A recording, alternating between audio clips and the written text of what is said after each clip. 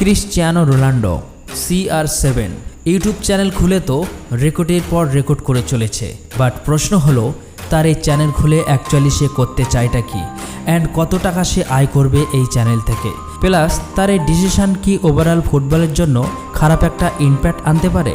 এখন CR7 বুধবার YouTube channel খোলে ইওর ক্রিশ্চিয়ানো এবং তার সাবস্ক্রাইবেরা ঝড়ের গতিতে সাবস্ক্রাইব করে একদম 90 মিনিটের মধ্যে 1 মিলিয়নের রেকর্ড গড়ে ফেলে। 24 ঘন্টায় 20 মিলিয়ন সাবস্ক্রাইব বানিয়ে দেয়। একদিনে silver play button, golden play button, diamond play button সে পেয়ে যায়, যার মধ্যে 6 ঘন্টার ভিতরেই গোল্ডেন প্লে বাটন তার ঘরে হুর হুর করে চলে আসে।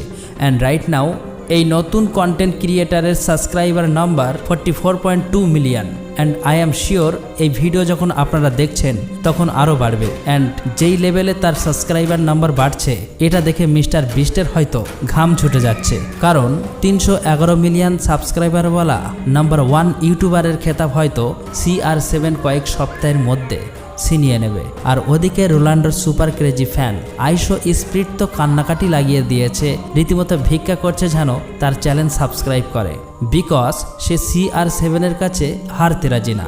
যদিও অলরেডি হেরে গেছে, এখন CR7 এর এই চ্যানেল খোলা নিয়ে অনেকেই এক্সাইটেড হলেও অনেকের কাছে এটা সারপ্রাইজ, কারণ সবাই তো জানতো ইউটিউব CR7কে চ্যানেল খোলা থেকে নিষিদ্ধ করে রেখেছে, বিকজ সে চ্যানেল খুললে ইউটিউব ক্র্যাশ হয়ে যেতে পারে এমন একটা আশঙ্কা ছিল। যদিও ইউটিউব ঠিকঠাক আছে, পরে আবার টিকটকের মতো ঘটনা যেন না ঘটে। এখানেই বলে রাখি 2023 সালে কিন্তু টিকটকেও অ্যাকাউন্ট খুলেছিল ক্রিশ্চিয়ানো রোনাল্ডো, যেখানে ম্যাসিভ ফলোয়ার গেইন করেছিল খুব অল্প সময়ে, কিন্তু unexpectedly TikTok without any official statement ছাড়া CR এর চ্যানেলটা ব্যান করে দেয়। যদিও গুঞ্জন উঠেছিল সে টিকটক অ্যাকচুয়ালি CR7কে ওই মোটা অঙ্কের টাকা পে করতে পারবে না যেটা CR7 আয় করবে টিকটক থেকে। সো এই কারণে তার চ্যানেলটা টেক ডাউন করে ফেলে। এখন প্রশ্ন হলো ইউটিউবে CR7 কত টাকা আয় করতে পারে, সেটা অ্যাকচুয়ালি এভাবে বলা তো সম্ভব নয়, তবে একটা হিসাব দেই। CR7 এর 24 ঘন্টার মধ্যে 12টার মতো ভিডিও ছিল।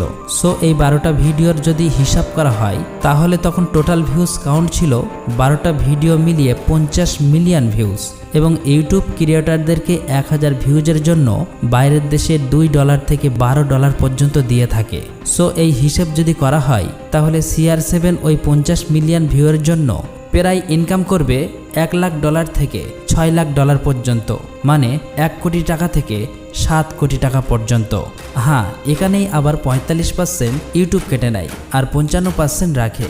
বাট যাই হোক না কেন, এটা তো শুধুমাত্র ওই 12টা ভিডিওর একটা ক্যালকুলেশন দিলাম। ভিডিও তো আরও ভিউজ কাউন্ট করবে, এটা তো শুধুমাত্র ইউটিউবের অ্যাডসেন্স রেভিনিউ, স্পন্সরশিপে তো আরও টাকা আসবে। এখানে একটা কথা বলে রাখি, মিস্টার বিস্ট এই লোকটা কিন্তু ওভারঅল 400 মিলিয়ন ভিউজ ইউটিউবে নিয়ে আসে এবং সে পার মান্থ এই অ্যাড রেভিনিউ থেকে $5 মিলিয়ন ইনকাম করে। So Cristiano Ronaldo I am sure এই সংখ্যায় তো পৌঁছাবেই ইউটিউব থেকে। এখন প্রশ্ন হচ্ছে ইউটিউবে আসার প্রয়োজন কেন হলো CR7 এর। দেখুন, CR7 এর যদি ফ্যাক্ট বলি তাহলে তার কেরিয়ার কিন্তু খুব একটা বেশি দিন নেই, 40 বছর অলরেডি হয়ে গেছে। সো ফুটবল থেকে সে খুব অচিরেই বিদায় নেবে। এখন এরপরে হয়তো সে তার কেরিয়ারটা অন্যদিকে শিফট করবে, সেটারই প্রস্তুতি নিচ্ছে। এবং অনেকেই বলছে ইউটিউবে হয়তো সে তার ট্রাভেল ব্লগ অথবা পার্সোনাল কোনো এক্সপেরিমেন্ট শেয়ার করবে। কিন্তু এদিকে আবার অনেক এক্সপার্টরা মনে করছে CR7 এই ইউটিউব চ্যানেল খোলাটা ফুটবলের জন্য একটা ব্যাড ইম্প্যাক্ট আনতে পারে। কেন? কারণ CR7কে অনেক ইয়ং ফুটবলাররা ফলো করে। সো এতে করে হবে কি, তার মতো করে অনেক ইয়ং ফুটবলাররাও আবার ইউটিউব খুলতে থাকবে। সো ইউটিউব খুলতে দেখা যাবে যে পাবলিকরা ইউটিউবে তার ফুটবল স্ট্রিম এতটা দেখবে না, বরং প্লেয়ারদের পার্সোনাল লাইফ নিয়ে বেশি ইন্টারেস্ট দেখাবে। সো এটাকে অনেক এক্সপার্টরা একটু ব্যাড ইম্প্যাক্ট মনে করছে ফুটবলের জন্য। তো যাই হোক বন্ধুরা, আপনাদের কি মতামত প্লিজ কমেন্ট করে জানাবেন।